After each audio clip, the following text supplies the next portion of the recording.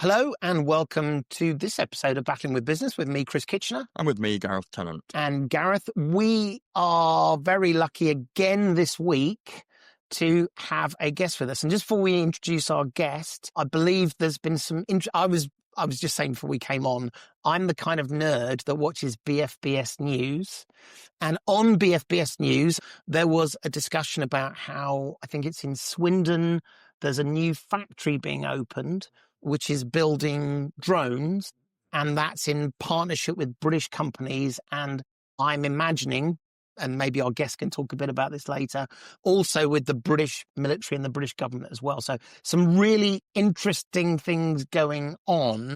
And so I think that probably sets us up very nicely for who our guest is today. Do you want to talk about how you know our guest? Yeah, absolutely. So we're joined by John Ridge, and I didn't work directly with John when he served in the army, but through a mutual friend of ours, in fact, Joe Brown, who was one of the first, if not the first guest on the podcast, introduced me to John, and I ended up working for him when he did a civil service job later on, looking at some strategy stuff. And we worked together for a few months, and then John got poached by Downing Street, so he went off to do that. But I'll let you read the bio and fill in all the back. Yeah, I'll do the bio properly. I always feel bad about this because our guest sits patiently going, when is it I'm supposed to talk? But I'll do the bio, and I'm going to slow down and do this in a slightly more adult way than we normally do, because again, we have another one of these guests where actually their work speaks for them, for who they are, and actually the level they work at. So John is the Chief Adoption Officer for the NATO Innovation Fund. And the NATO Innovation Fund, that would be my first question. Can you explain a bit about that? But just to set context, my understanding is, I even wrote down numbers, €1 billion of a venture capital fund that is supported by 24 NATO allies. And what John's role is to get the technology of these companies that they work with into the hands of, and the words that I read and wrote was end users, which is that fascinating thing we call human beings across the NATO alliance. And so to do this, he works with ministries of defense, governments across NATO, and a whole host of industry partners. He may talk a little bit about what was going on in Swindon. And what's interesting is the adoption team's insights into future defense and national security requirements in turn shape the fund's investments. So there's this really interesting cycle between strategy, policy, investments, and business, and that sort of interesting cycle. Now, prior to joining the NATO Innovation Fund, John spent 3 decades in the armed forces and government, although I can tell you, listeners, he looks much younger. It's always good to sort of kiss up to the guests I've found. He first joined the army as a reservist in 1989, and after studying architectural engineering at the University of Leeds, joined the regular army as a Royal Engineers officer. He completed tours as a junior officer with commando forces, Gurkhas, bomb disposal and close support engineers, obviously to keep things interesting. Deployed to Northern Ireland, Norway, Oman, Kosovo, Bosnia and Afghanistan, and his final 2 tours in uniform were in command of 8 Engineer Brigade and as Chief of Joint Force Operations, leading the UK's Crisis Response Headquarters. John left the army in 2020 to join the civil service. Is that your poached by Downing Street statement? Will be. He spent 2 years in defence intelligence before a 6-month loan to Downing Street. Oh yeah, I wrote this and I'm getting ahead of myself. He then returned to the Ministry of Defence as Director of Defence Innovation, where he led the Defence Innovation portfolio before leaving the civil service in November 2024 to join the NATO Innovation Fund. Particularly given how busy you must be, given world events, the flux in the world and NATO. Thank you very much for joining us today, John. Not at all. And well done on your research on the Chief Adoption Officer role. I think that's better than the way I describe it. So yeah, spot on. I'll happily send that across. Well, look, let's start with the very basics. 2-part question. What is the NATO Innovation Fund, and what does a Chief Adoption Officer in the NATO Innovation Fund do?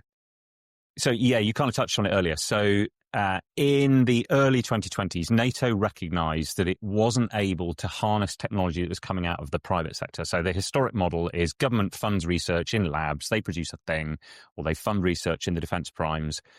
Out of the back of that, you then end up with a load of contracts. And NATO with a degree of foresight, said, hey, that's missing out on a whole load of stuff. So they set up two organizations, one which is DIANA, the Defense Innovation Accelerator North Atlantic, which is like our cousin organization. And they are a defense accelerator, and they provide grant funding to startups to prototype their product and build it alongside end users. So that's the first bit. And then they said, hey, these startups at some point are going to need to raise capital, whether it's to do the prototype development or whether it's to do sort of scaling their business. So we're also going to set up a VC fund. DIANA is set up inside NATO. And with the VC fund, they wisely decided that that wouldn't necessarily work if you stuck it inside the kind of bureaucratic systems of NATO. So they said, we're going to set this up as a standalone VC fund. And they said to all the nations, who's in? And 22 at that stage, followed by Sweden and Finland, who became the 24 of the nations, said, we're in.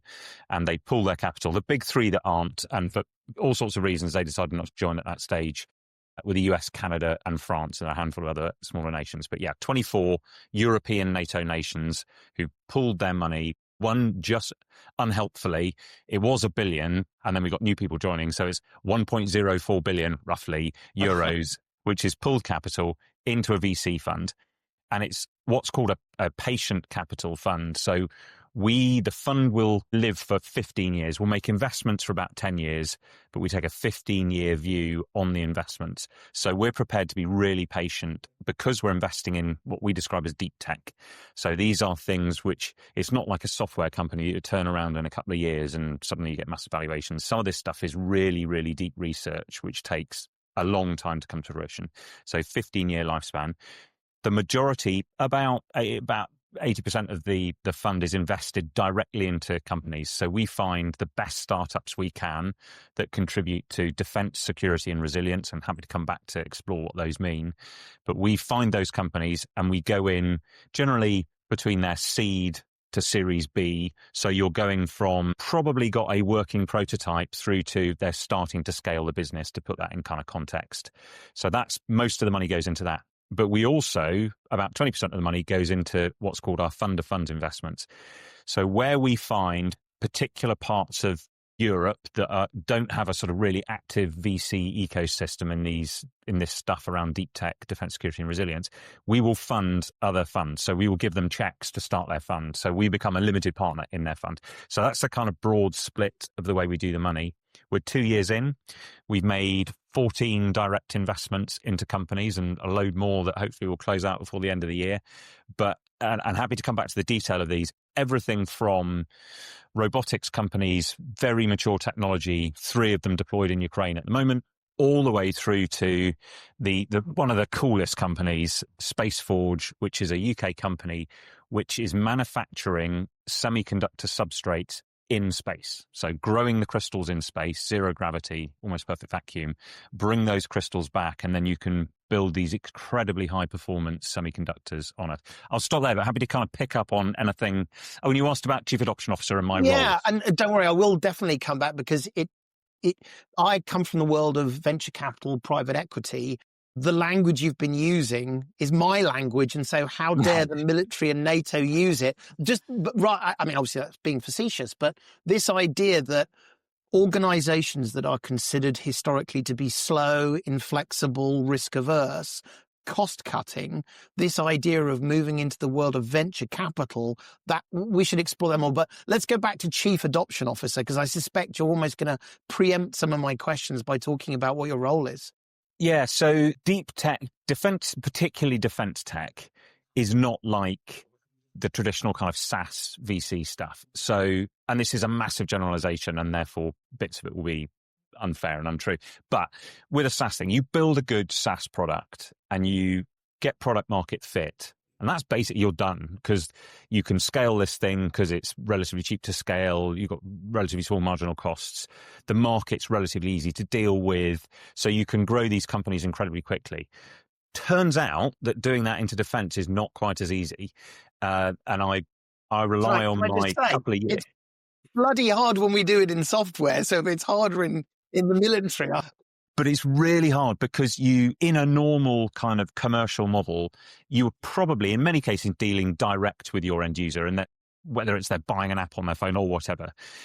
in defense, you have these incredibly complex systems where your end user, we can come back to what we mean by that, but the person who is actually going to use your product is not the person who buys it.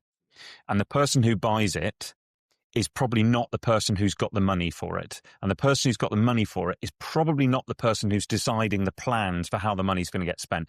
So you've got this Byzantine thing that you have to navigate your way through to get from the end user saying, I really need a thing that does X, to that actually turning into a contract and those capabilities being deployed. So that's a really long way of explaining why my role exists, because my role is to help make that easier for our portfolio companies.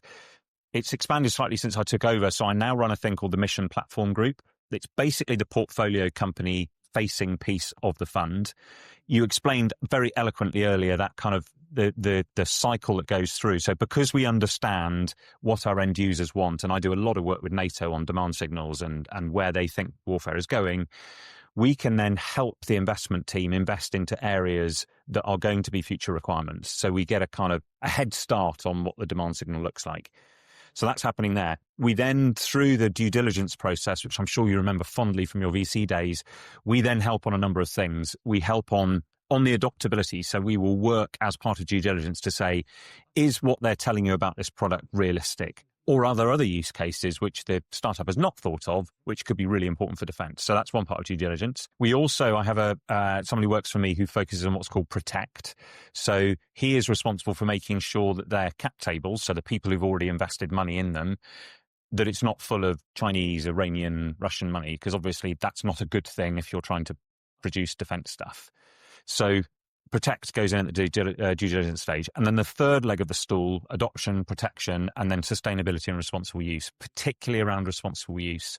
So with everything that's happening around AI and autonomy and uncrewed systems, we have an individual, I am recruiting for the post at the moment, who is going to be responsible. We had someone in there previously, responsible during that due diligence for saying, is this being designed in a responsible way? So that's a really important part of due diligence. But then the majority of our work, frankly, is after investment, because then we work with the portfolio companies, particularly on adoption. So we will say to them, this product is amazing. You should speak to that Ministry of Defense, because we know they've got a program that's got X million funding available. It's a reasonable market. We can help you understand how to navigate their acquisition systems. We can introduce you to the right people and stuff like that.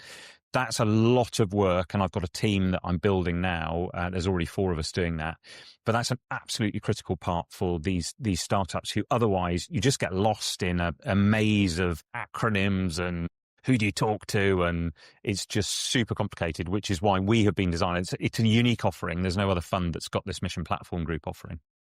So I said I had lots of questions. This is the danger with these conversations. I have too many questions in my head, but I'll start with maybe an observation that leads to a question, which is, this sounds like the perfect blend of supply and demand.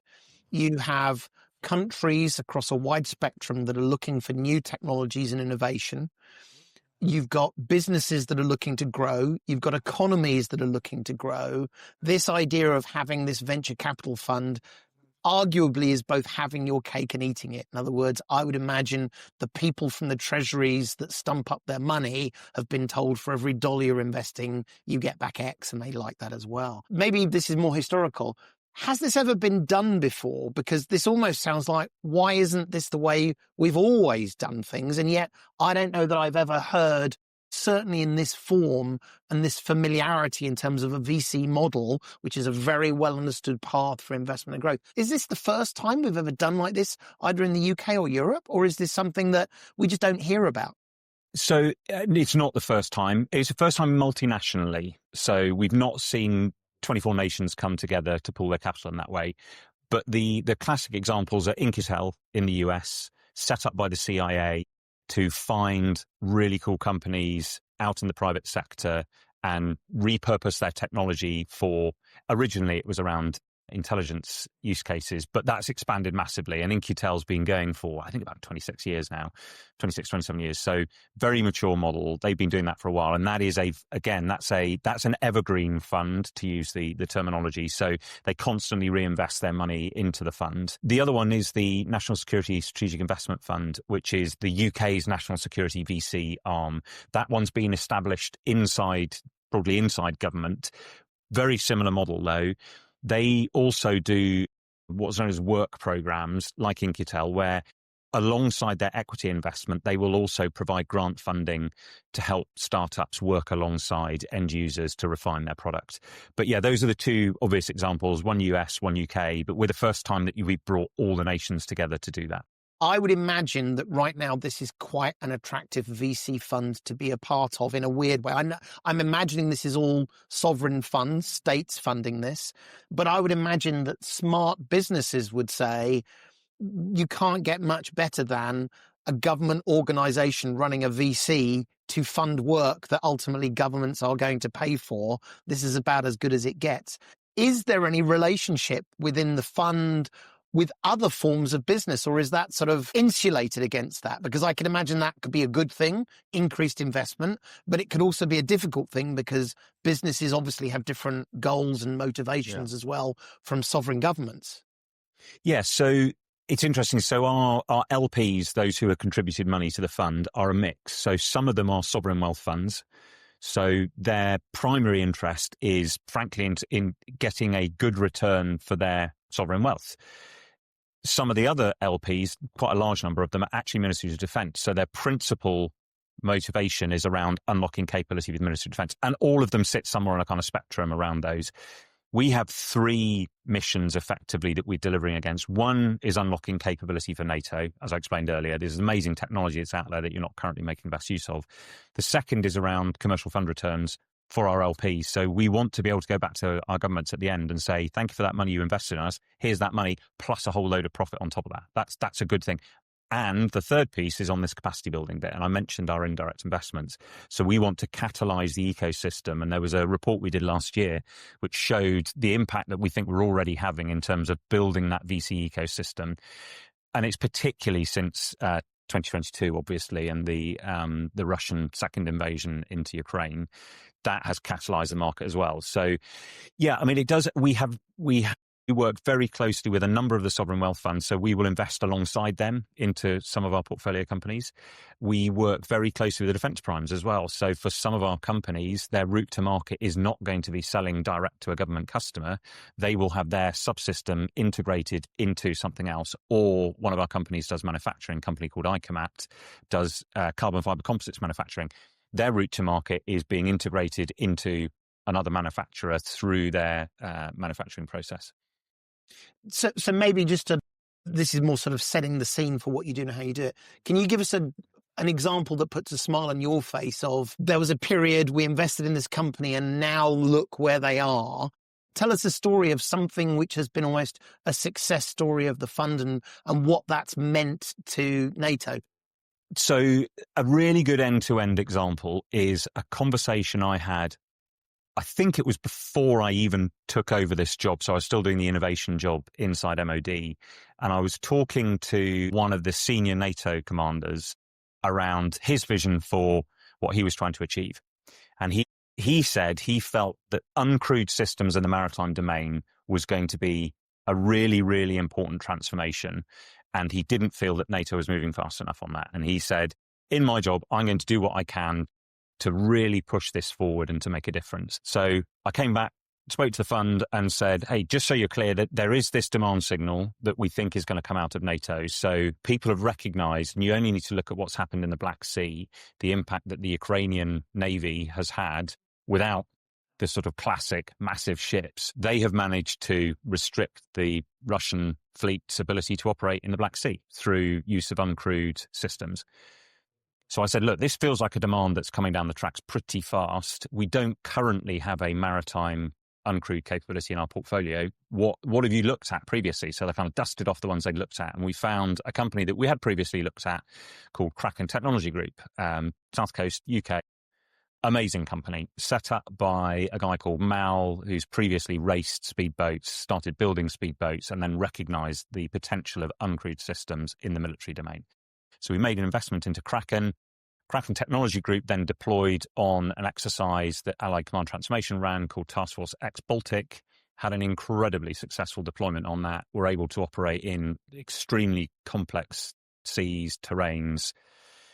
We're able to integrate different payloads at pace. So all the stuff you expect from a startup, like give me a problem, I'm going to smash it in hours, not months. So really successful there. They have now recently in public, they've just landed a large other transactional authority contract with US SOCOM. So this is a company that, as I say, we've seen, it's a great example because it goes all the way back to demand signals, support to the company, we're helping them engage with the Royal Navy at the moment as the Royal Navy goes through similar discussions, and also landing these contracts with the US. So that's a great example of how it should work. What I describe inside the fund as a flywheel, where you're integrating what I do in the mission platform group with what the investment team are doing, and you work that whole thing together and it becomes sort of mutually reinforcing.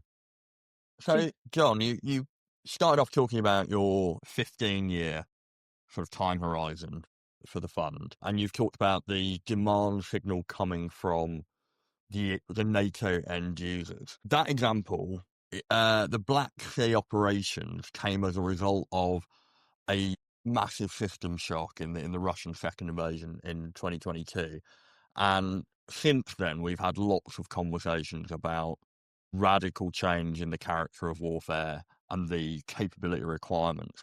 How do you manage to get the balance between long-term investment in low technology readiness stuff against actually none of that might be relevant in less than 15 years' time because the whole character has changed? It's a complex portfolio management thing. So as the investors, we broadly have two sorts of investments that we're making. There are some of these sort of fundamental deep tech technologies. So I've mentioned SpaceForge. We've also got an investment in a company called Fractal, which is doing novel semiconductor design for running inference models. We've invested in biotech companies. So that's that kind of the building blocks for these technologies, and you need those investments because even they are still finding it quite difficult because you do require really patient capital to kind of put money in there. And it's also high risk because if it's very low TRL, things sometimes go wrong.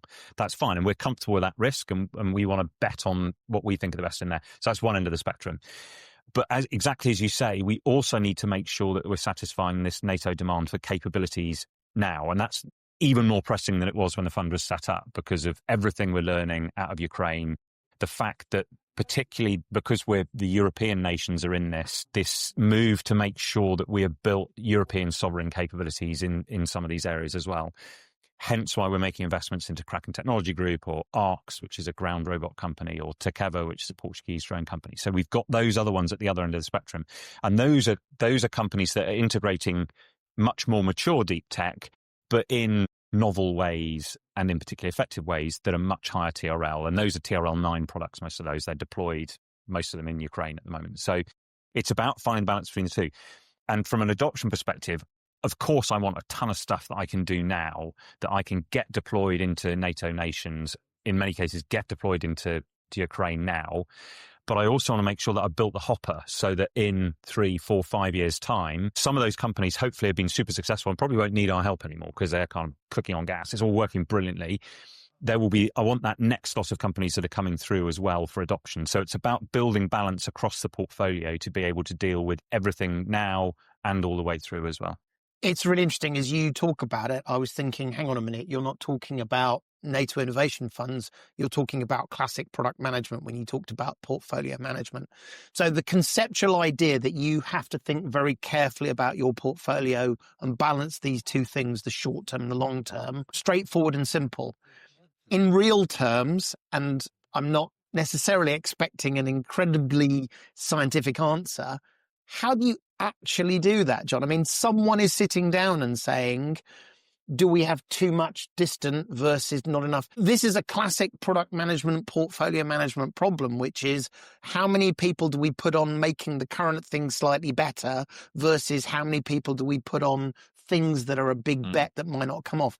Do you have a methodology for how you think about it? Or, and this is how honestly most product people do this, do you sort of squint a bit at your spreadsheet saying probably a bit more of this, a bit less of that, and do it that way? Is there a methodology, or is it a combination of expertise, instinct, and some other sort of methods? All of the above. And it's something that we're talking about at the moment as well. So the decision around building the investment portfolio is the investment team. So we have investment partners, VCs, that is their job, is to build that portfolio.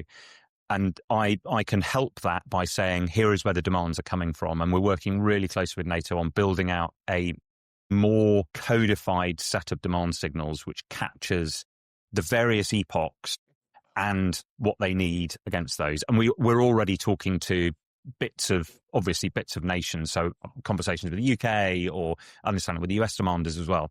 So I can help that investment process by saying, here's where I think the demand signals are going to be now and maybe in the next 5 years or whatever. So that can help them make those decisions. But it is the investment committee's decision at the end of the day. And it comes down to the decisions they make by portfolio company as they go through. I should probably clarify a term that you used, because again, I'm actually really surprised how businessy this, which I know I shouldn't because you're a VC organization, but it's this sort of interesting blend of the two. You use the term epoch, and epoch is, and this is how I've used it, so it may or may not be the same. It allows you to think about different time scales where you actually can start to define them, where there's epoch 1, which is short term, near term. Epoch 2, we can kind of imagine it, and this is what it looks. Epoch 3, things like that. So I just wanted to sort of clarify that for people, that as part of this, you are very thoughtful about these different time scales. And as you go further out, you probably don't know what's needed then, but that's useful. I want to go back to... And the other challenge, because it does get incredibly complex, but the other challenge is that you shift from, as you're moving in those timeframes, from things that you know you want. And I remember having these conversations inside Mod around how you do innovation, how you frame your innovation portfolio, things you know you want now. So this is a known capability gap that I need to fill now. And I basically just need the technologist to provide the solution to it. At some point, that kind of pivots a little, and you end up in a different sort of conversation, which is a technologist saying, you've not asked for a thing, but I've invented this thing that allows you to do something you didn't even know you wanted to be able to do. So you end up with this weird pivot where you go from being sort of demand-led to being more supply-led. And again, that's a really complicated equation. Layer onto the top of that around how capital needs to flow into these companies, particularly these deep tech companies, where you sometimes need very, very significant capital investments. ISAR Aerospace, one of our companies we're invested in, is building the European SpaceX. That's a very capital intensive business. So you've got this different capital flow that comes in that's different for every company in your portfolio. And then you've got the adoption timeline, which is flowing against that as well. So you've got this incredibly complex equation. So at the moment, a lot of that is done by judgment. We're looking at the moment, given the power of some of the AI tools that are out there now, that's a conversation we're having internally around how can we get additional decision support around that? Because we're early stage. We've only been investing for 2 years. As I say, 14 direct investments. When we're running at 50 direct investments, trying to manage that portfolio is going to get quite complicated. You said something else as well. So I'm doing this. I'll stop in a minute after the break, Gareth. I'll let you definitely talk more. But this is, you are talking as a product manager. And it's so interesting to see how it directly overlaps. And while obviously, because you are a VC fund, you're going to do the world that I know, but even more so on the military side. So there's one more thing would love you to talk about, which is you talked about demand signal. Now, in my world, whenever I'm interviewed for a role, I'm asked, how do you know what to build? And the answer that I'm secretly being asked is, it's all about data. If we just have data, we'll know what to build. And I'm perhaps old and grizzled enough to say, well, yes, there's some data and there's some other things. Now, you used the term demand signals, which I took to mean data in the sense of helping you decide.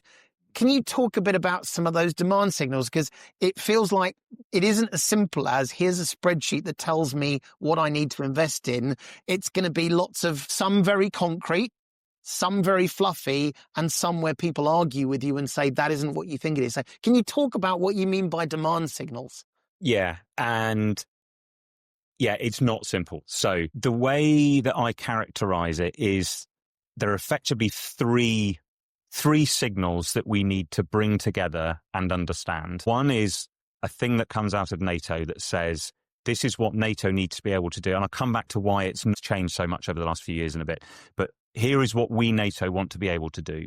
So that is NATO setting out effectively the problems it needs to be able to solve and the sort of operational challenges it thinks it's going to face. And again, it does those over different timelines as well. So there's some very current ones around the nations need to be able to, your part in the plan looks like this, nation A, B, or C. So that's bit one. Presumably the easiest one, because that's probably pretty spot on. Ish, but I'll come back to why that's more complicated than it might first appear. So that's the first. The second bit is then the vast majority of stuff that NATO uses is not bought by NATO. A very small proportion is bought by common funded projects. The vast majority is bought by the nations. So the nations go out and buy ships and aircraft and drones and computers and. So that demand signal of what are the nations going to saying they want is really important. What I'm also really interested in is, to a certain extent, I don't care what you say you want. Where are you going to put your money? Because that's what really matters to the company. It's not, I'm meeting this sort of academic policy document thing. It's like, where is the program that has money against it, which I can bid for and win as a contract? So that's the second bit. The third bit is industry as well. So I mentioned already, many of our portfolio companies don't deal direct to governments. They will be working with industry partners. So I also want to understand what are the problems that industry can't solve, where we might have an amazing startup that can say, I can build that sensor, which you can't do inside because you just don't have the expertise. I'm going to build you that sensor and you can integrate it into a platform. So those are the three sources of demand.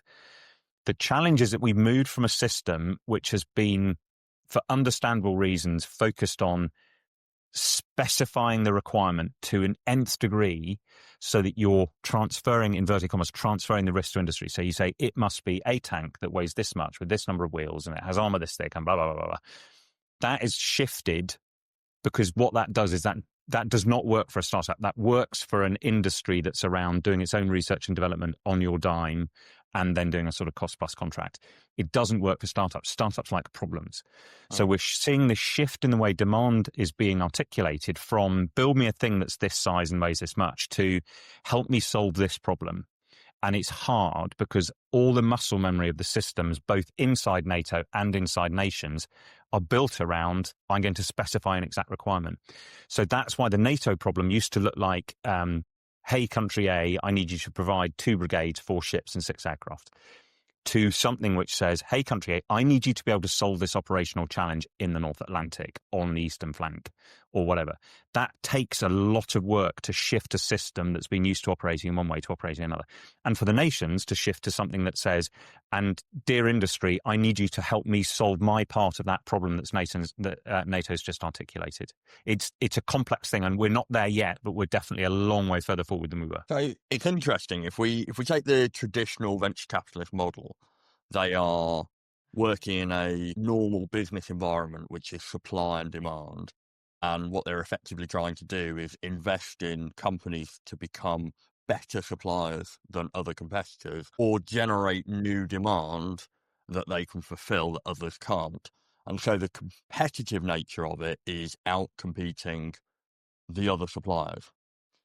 In a defense context, you still have that. You still have companies that need to make profit, need to satisfy shareholders, want to be at the cutting edge, doing better than their commercial competitors. But we're also talking about a wider competition where bad actors, the people that we are defending against and building these weapon systems to have effect against, can change the rules of the game. So when you talk about the balance of the supply from the nations, the demand from the nations, the demand from NATO, and the ideas coming out of industry, do you also need to consider the fourth dimension of that, which is how the enemy gets a vote and they can fundamentally undermine what we're trying to do by taking a different approach? I'll answer that in a roundabout way because I think it's the reason why we exist. So when I joined the TA in the Cold War in 1989, the way we got on edge was by having labs, government labs, and really deep, dark recesses of defense industry where incredibly cutting edge research was done, where you could achieve a capability edge over your adversary and you were able to keep it secret. And even when you deployed it, a huge amount of work was done on hiding the capability of your platform. So that was the model around how you achieve an edge. As private sector technology has become the predominant source of the real cutting edge AI, materials, biotech, largely private sector funded, that edge is now democratized. So the technology that you used to be able to kind of hold really tight and keep hidden from your adversary and gave you an edge, potentially in some cases for like decades, it's really hard to do that if that technology is democratized because it's on the market. Your edge then comes, and this is the Ukraine lesson, your edge comes from how quickly you can iterate inside the OODA loop of your adversary. So instead of being able to field a platform which gave you a year's cutting edge and you could kind of fight through the conflict, what you now need to be able to do is to field version A. 2 weeks later, you've upgraded the software. A month after that, you've changed something about the hardware. So you're constantly upgrading. That's how you retain your edge, not by having the cutting edge at the beginning. And that's why you need a different model for how you interact with industry. And that's why it's so challenging to try and break a model that's designed for this old world when actually the edge and all the lessons of Ukraine, and Ukraine is not unique in this. And we've seen similar lessons in previous conflicts. Your agility and your ability to respond and critically to scale that response is what gives you an edge now. Brilliant. Well, let's take a break there. And when we come back, John, I'd really like to explore that a bit further. And for our listeners who are curious what an OODA loop is, it's observe, orient, decide, act. It's Colonel John Boyd's concept of fast decision making. We've done a whole episode on it, so go back and listen to that. But when we come back after the break, John, it would be really interesting to delve into how we create cultures of innovation in complex and ambiguous environments. And one of the things I want to really pick up on is you talked about high risk of failure and investing in high risk, accepting that things aren't always going to work out. I'd like to explore how we do that and how we balance that and how we get people to accept that that is still worth the investment. So, well, don't think you got the only questions. I want to talk more about agility because I come from a world where in software, everyone talks about agility. And honestly, I've questioned over the last few years whether agility was just a cool thing to talk about. Whereas here, it is clearly a case of life or death. And so I'd love to understand that. But so much more to talk about. We'll see you straight after the break.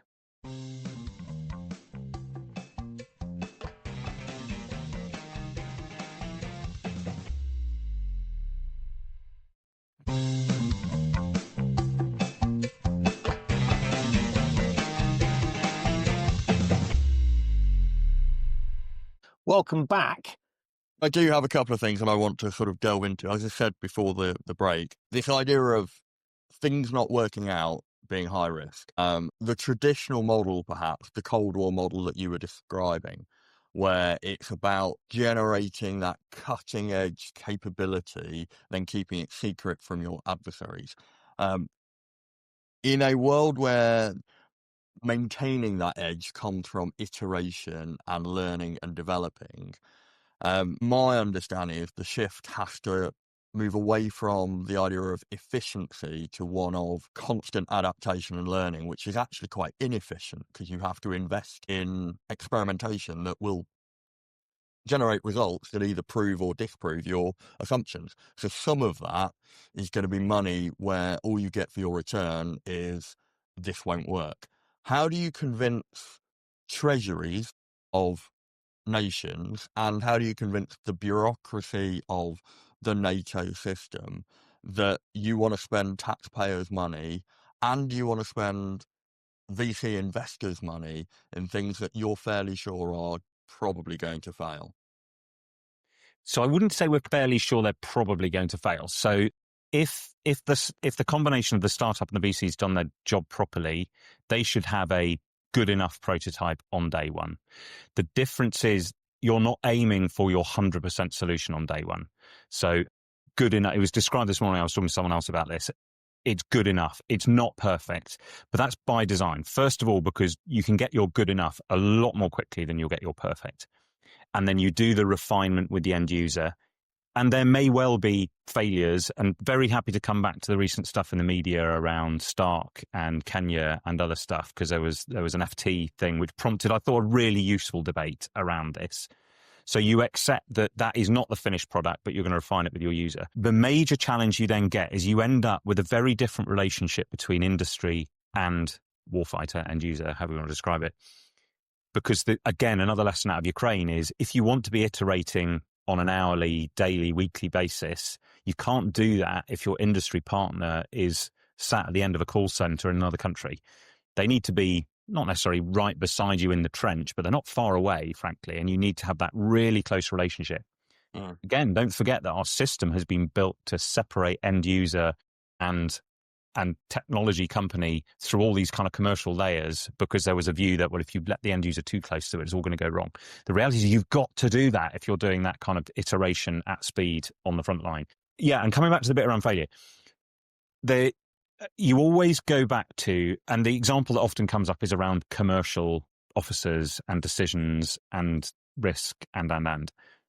I always come back to put yourself in the shoes of the individual making that decision and think about their personal, the system that's been set up around them and the incentives around them individually. That's how you find out how they're going to behave when they're given a decision.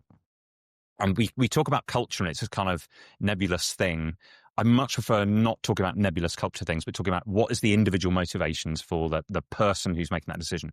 If you have commercial staff whose entire existence is inside a chain of commercial people, and their entire existence is around zeroing a commercial risk, don't be surprised when you turn around and say, hey, can you take a little bit of risk here just to move a bit faster on the project? Because I really want to get that into the hands of the end user 2 weeks earlier. And they say no. There's no upside risk. There's no upside to them at all. It's all downside risk, because if it goes wrong, they're the one that's held accountable. What we found really interesting inside Mod was if you then take those commercial staff and take them out of a commercial chain and put them in a project team, and they're immersed in the project, they're immersed in understanding the value of that project, immersed in understanding the criticality of moving fast on that. Funny old thing, their individual incentives change and they're prepared to take risks against stuff because they now see an upside, because then they can see the project moving more quickly. Often, to me, that's generally the problem comes to. Look at the individual incentives. People turn up to work wanting to do a good job, but if you've set good job standards by the wrong things, that's not the thing you want them to do. The idea of staying close to the customer, again, I'm going back to all these sort of product management languages. Stay close to the customer, understand their problems. Very, very clear. And I think your point about the risks of sort of being stuck in this internal world of pleasing people with PowerPoint decks. But this idea of iteration is really interesting, because I think, as I sort of implied before the break, I've grown up in a product world where iteration has been declared to be good, but I don't know that it's nuanced enough in the civilian world. In other words, what I mean is, I was told by someone once, we need to release every 2 weeks. And I said, what problem are you solving by doing this? And they couldn't tell me. It was a vanity thing. And by the way, the cost was the end users were the poor sods who said, where did that button go? The button's gone. I can't do my job. Now, my assumption is that in the military world, and the example you gave of Ukraine, all of a sudden the motivations are very different, where a user in Ukraine is going to be of a mindset, I want this thing to change every 2 weeks, and if I have to find a button, that's not a problem for me. So talk to me about this idea of iteration, and maybe one last question to go with it is, do your companies design now for iteration? Because in the software world, we build for stability and iteration is hard. On the other hand, no one had ever said, design for iteration where you take different set of choices. So talk to us about iteration and how you prepare and execute on that. So I think there are probably two reasons you're going to iterate. The first is that the end user realizes they can't use the thing that you've given them because the enemy's done something. So you're flying your drone around and suddenly you find they crash into the ground because the Russians have built a new electronic warfare capability. And so you say to your technologist, hey, the product's amazing, but I now can't fly it anymore because of something that's happened in electronic warfare. And they say, brilliant, we'll update the software or change the antenna or whatever. So the first should be driven by customer demand, inverted commas, which is, it used to be able to do X, it no longer can. Can you make that so that it works again? So that's the first bit. And that's definitely the case. I would say probably the majority of the things are being driven by the enemy gets a vote, exactly as Gareth was describing earlier, and now we need to respond to that. There's also another side, which is I've now found an opportunity to do more with your product than you originally thought, and I want to bring that in. Or I've now found a way to make it cheaper. And I think this is one of the really interesting shifts that, again, we're seeing trend out of Ukraine, but definitely something which is catching the attention of others, is on cost. So where you've got $50,000 UAVs being shot down with 500,000 missiles, that's not a great economy. It doesn't work. The economics of that do not work in the long term. Where you then get the startups coming in and saying, well, I can do exactly the same job as that extremely expensive missile, but I'm going to do it at 100th of the cost. That's again where you might find opportunities driving changes at the product level and in terms of the sort of capabilities you want as well. So I think it's a combination of demand from the customer and also the potential that you'll find with new technologies there as well. In terms of what other companies doing about it, 100%. So they are generally open architectures.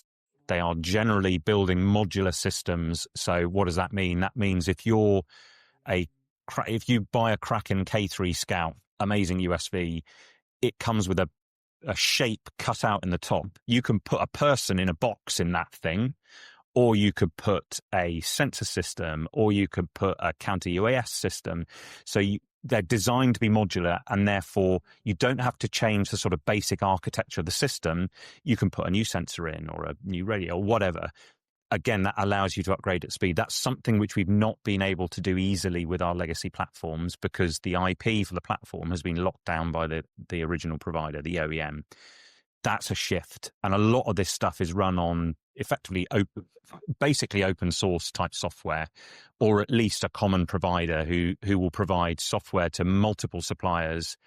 And it's just a very different model of building it. But that gives you incredible agility in terms of being able to bolt new things on.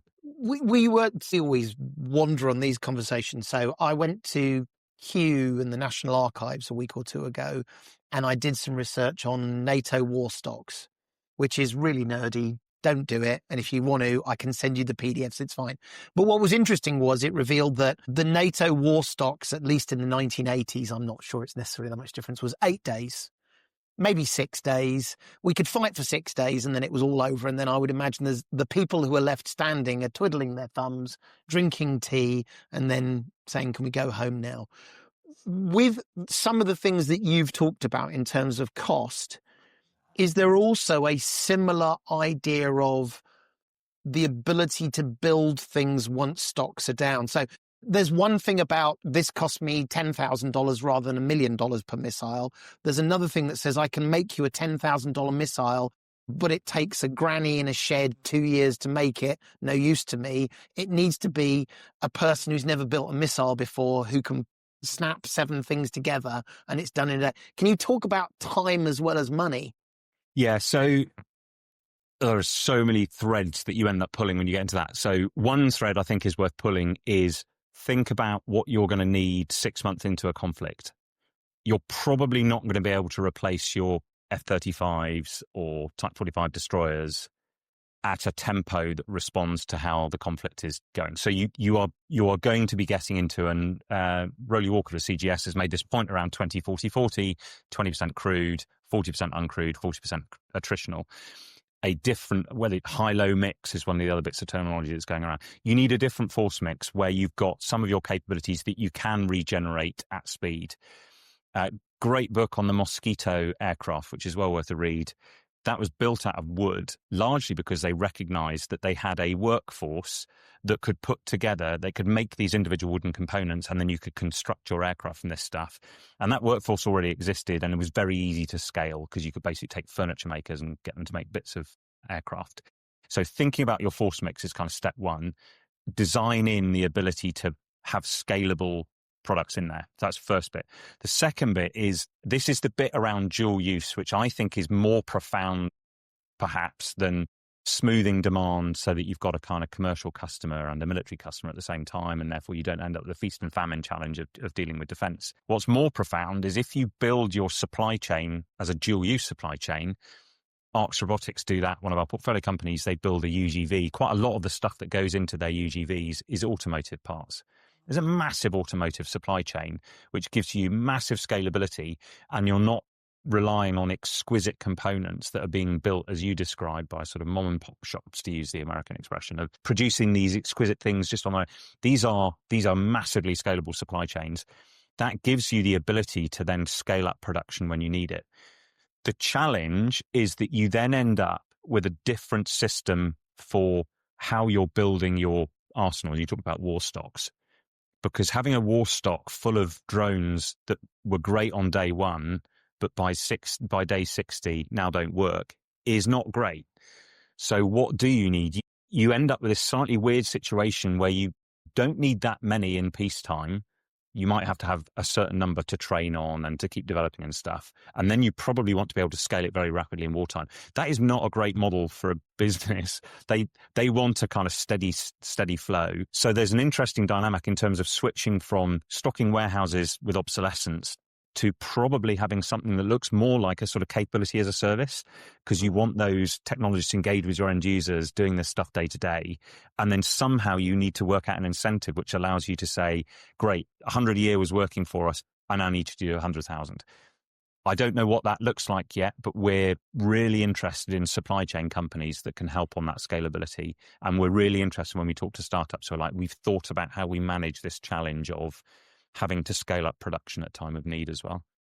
So we've talked a lot about all of the factors that make your job incredibly complex, and that ranges from differing demands, differing technology readiness levels, the changes that will be brought about as the contest itself and the character of war changes. One of the things we haven't mentioned is politics, and we started talking about the fact that this isn't the first innovation fund for defence, but it is the first multinational innovation fund with 24 nations, each of which have their own perspectives on where the future of conflict is going to be, each of which have their own defence priorities.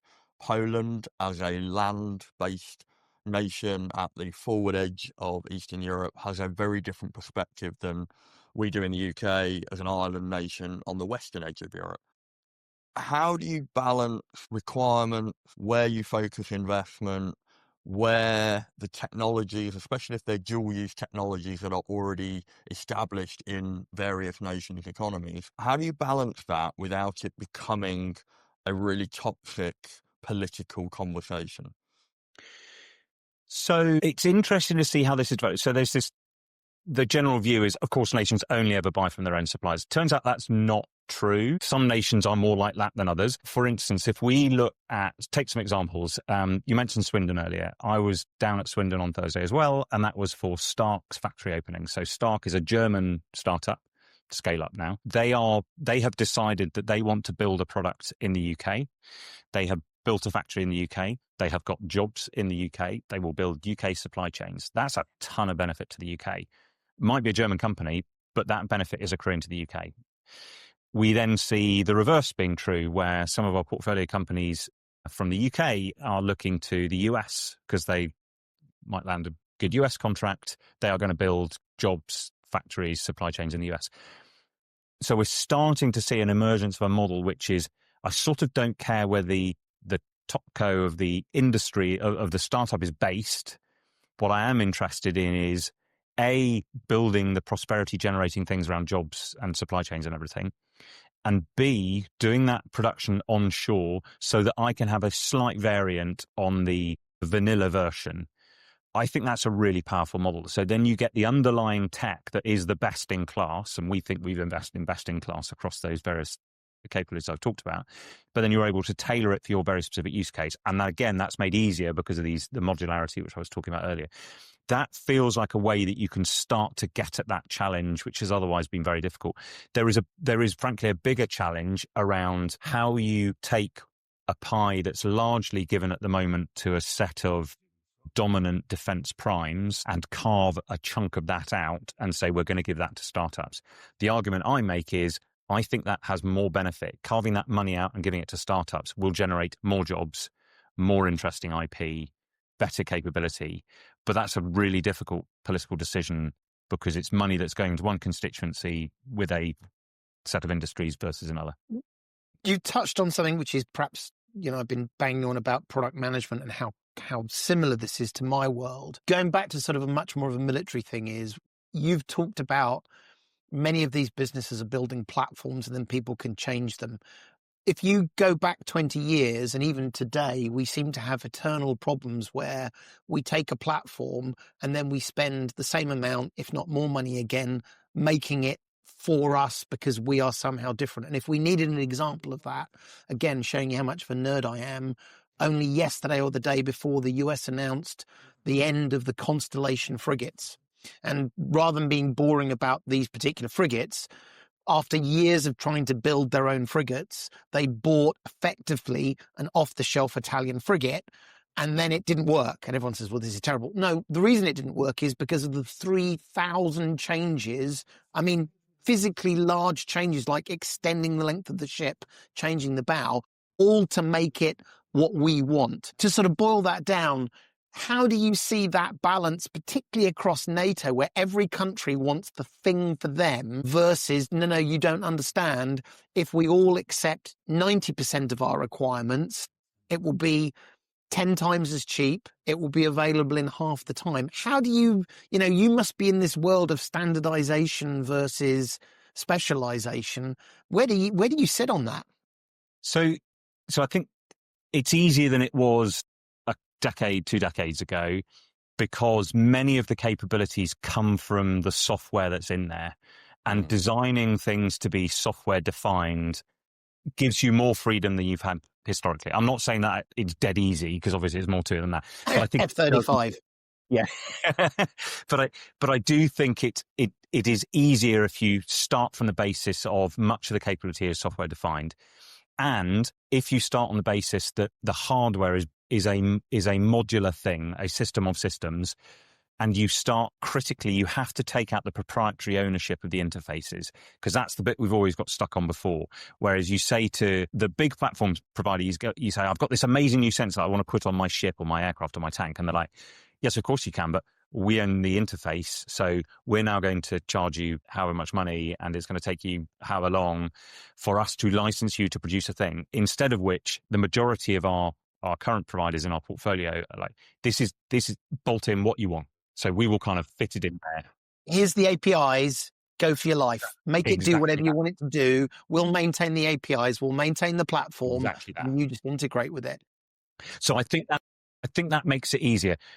I'm not naive enough to think that's going to solve all the problems. And there's always going to be the challenge of I want it a slightly different color and everything else. I think you've got to work with that to an extent. As I say, I do. There's a green shoots that I'm seeing already in terms of companies like Arx, Takeva, others who are prepared to put their factories in different places. And again, I think look at what the British Army did with Archer as well, where rather than go out and buy a from scratch design, they went, do you know what, that artillery system looks really good. We'll just have 14 of those. That's great. That's exactly what we should be doing for quite a lot of our capabilities. Last question I've got is one of my hot buttons, and that is the word innovation. So by the way, I entirely believe in the phrase innovation. In fact, what you've been talking about today is, I think, real innovation.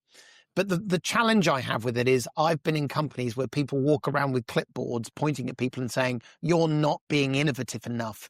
Be innovative. And everyone then looks at each other and says, crap, what am I supposed to be doing differently to what I am doing today that somehow makes me innovative? You know, innovation is in the name of what you do.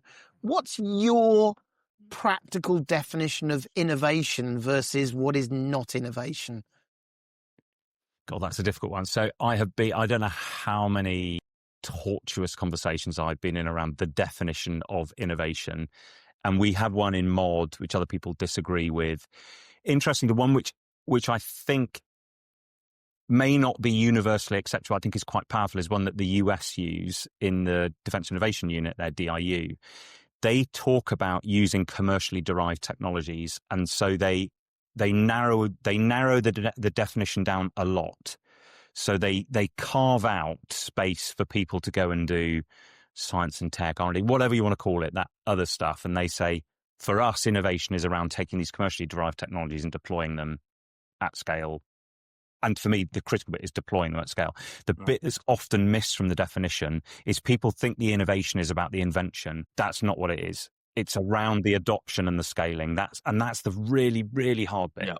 I love the two things you said around narrowing the definition, because I think that's really helpful in our world, whether it be military or civilian, which is you have to define what you mean, otherwise people get to define it for you.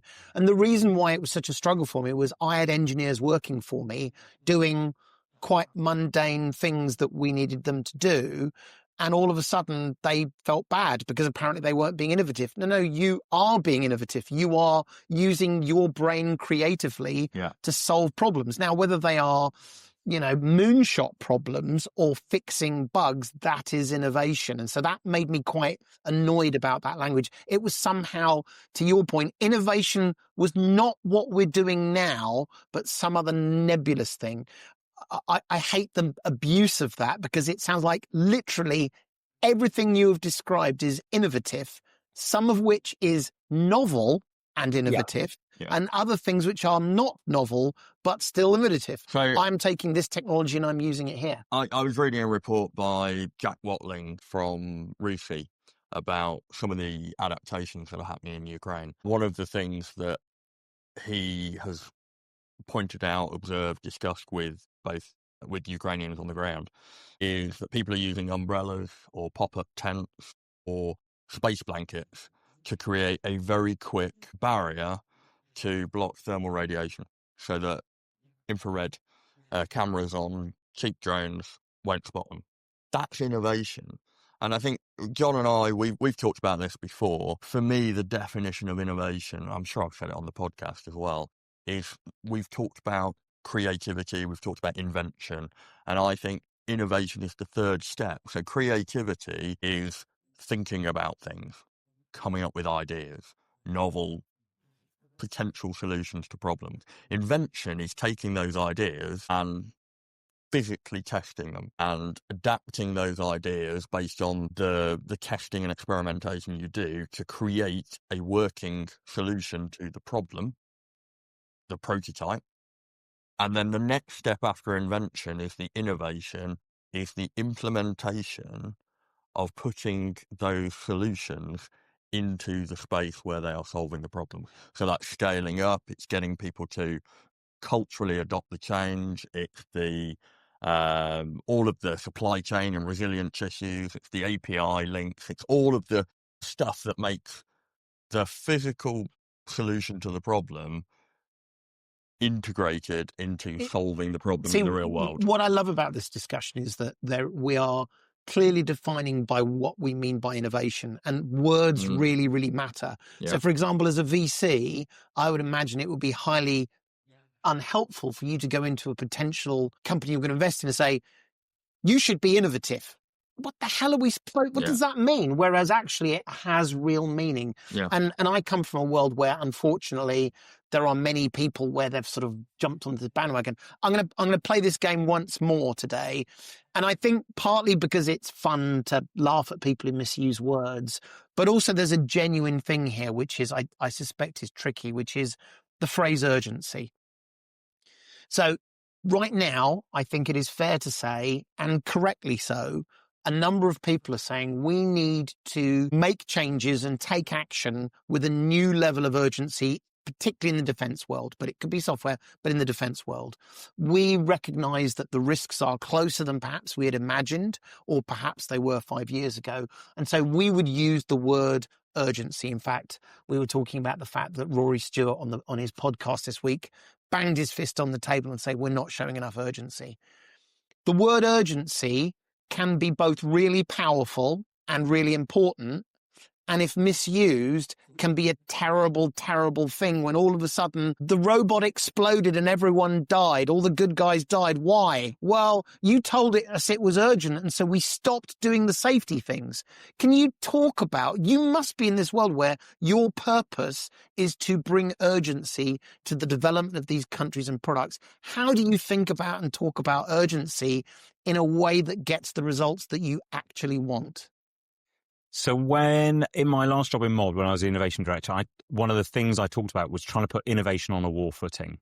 So many of our frustrations as military and government people was we know when there is a sense of urgency, inverted commas, things do tend to operate better. So I think back to the Counter ID campaign where we were finding new threats in terms of improvised explosive devices, working out novel solutions and fielding them at scale incredibly quickly. Rewind back to the Northern Ireland campaign, the electronic warfare capabilities that the UK had there were the best in the world by a margin, again, driven by a sense of urgency. And I think the reason people use it is because what they're trying to say is you need to take sensible risk, but basically you just need to move faster. And I think one of the major frustrations with defence acquisition and procurement and design and all the other bits and pieces is just how slow it is. And I think this bit, and I think you're absolutely right around this idea around sense of urgency.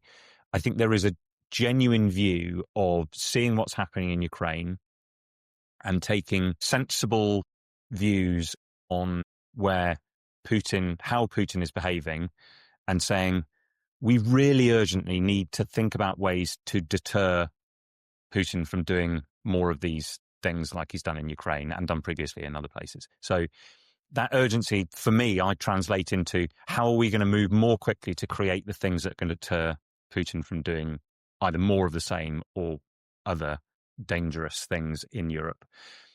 And as I say, a lot of it comes down to just how fast you move. So I remember having a discussion with someone, the iron triangle, the performance, cost and time, which all engineers will recognize.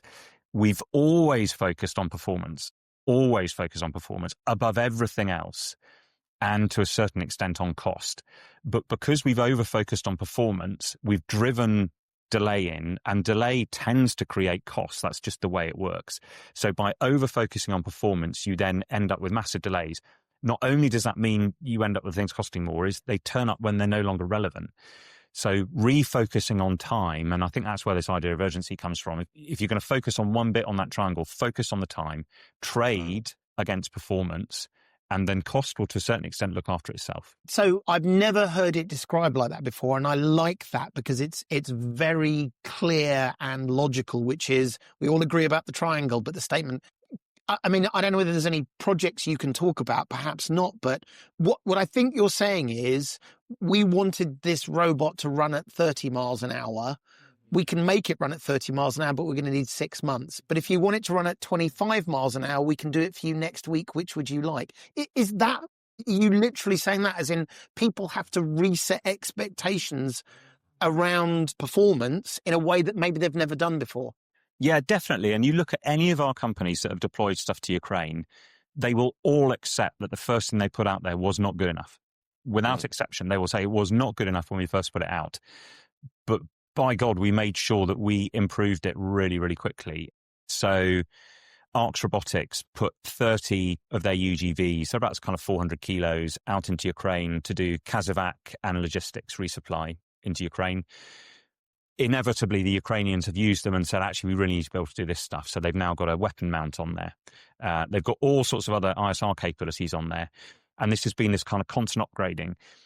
But you've got to have the kind of humility to say, I'm going to push this thing out and I'm going to accept that it's not perfect, but I'm really receptive to it. In fact, I'm really, really encourage your feedback, because then I'm passionate about getting a solution to you. So 100% that is exactly the experience of all of our companies that have worked closely with end users. So the first one's never right, but you kind of accept that. It's different from accepting failure. And failure is kind of such a loaded term. I mean, going back to the FT article around Stark and what happened in Kenya, to me, that it created, whilst it was frustrating, because I think the whole ecosystem suffers when something goes wrong and everyone says, oh my goodness, this is a total failure. Like, no, this is, the point I made was this is a feature of innovation, not a bug. Things going wrong is a feature, and then you iterate, and then you make the next version better and better and better and better. Well, you touched on something which we don't talk about because it's not sexy, which is passion.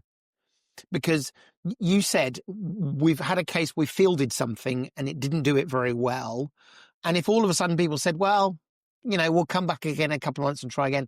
But I think the magic ingredient is the person or the team that says, we met the people who use this, and we're going to stay up all night tonight and figure out how we make it better.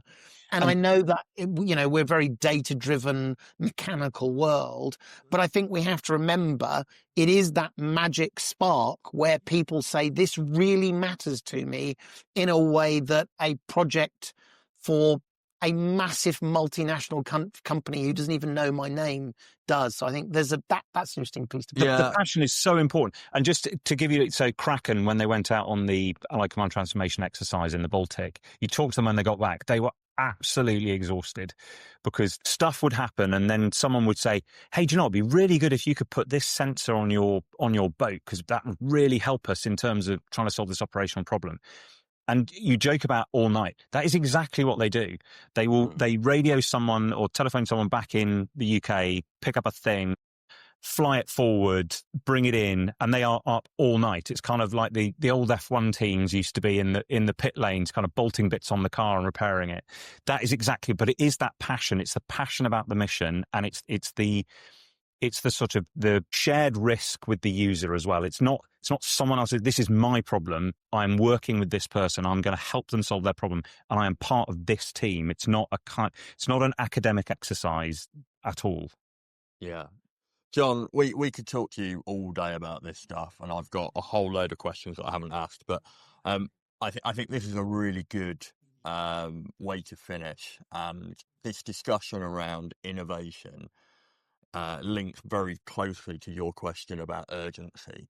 And I've had a lot of conversations recently with people inside who are currently still serving in defence, with tech partners in industry, and with just people who are observing what's happening in the world and sort of head in hand, sort of shaking their heads at where we are and where we might be.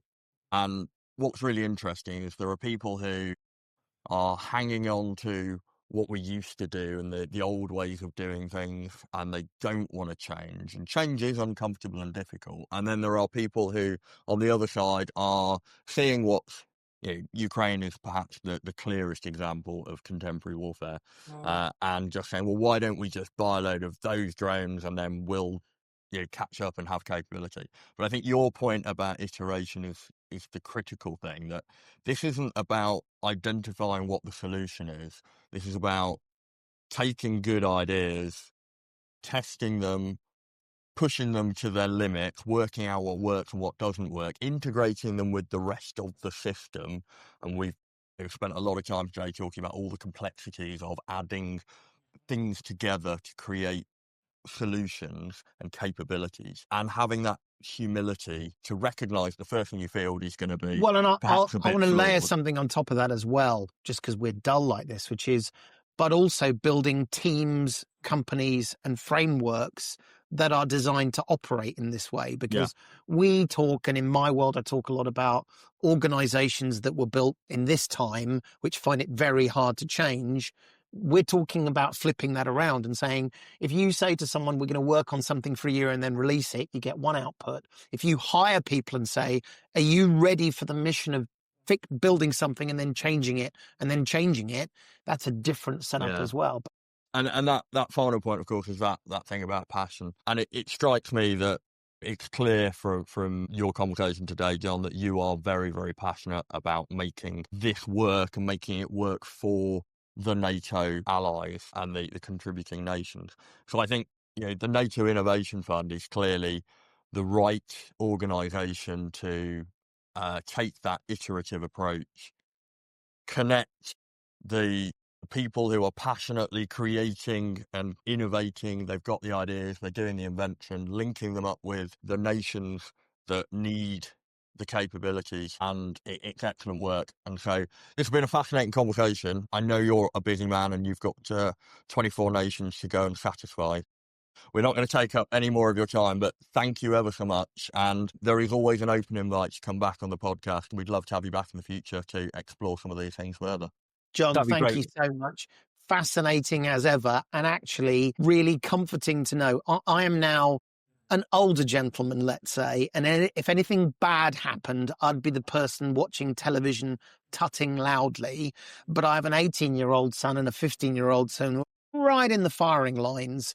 What you are doing and what your companies are doing is designed to keep us safe. And I know that sounds a little bit over dramatic, but I suspect there are some people in Ukraine who perhaps are benefiting from some of these things who don't think that's over dramatic at all. So thank you. And on behalf of my family, who hopefully will remain safe, thank you. And thank you for all the work you're doing with the teams. Not at all. And thank you so much for giving me the chance to come on. Wonderful. If you've enjoyed today's episode, then we have lots of other interesting conversations where we've covered some of these topics before. So we've looked at OODA loops, we've looked at innovation, we've looked at complexity, we've looked at strategy, we've looked at politics. So please feel free to go back through our back catalogue and listen to some of those. Also, if you found this useful, then please do tell your friends and work colleagues about it. And if you fundamentally disagree, agree, have a comment, then please get in touch with us. We're on Blue Sky and on X at Battling with Biz with a Z.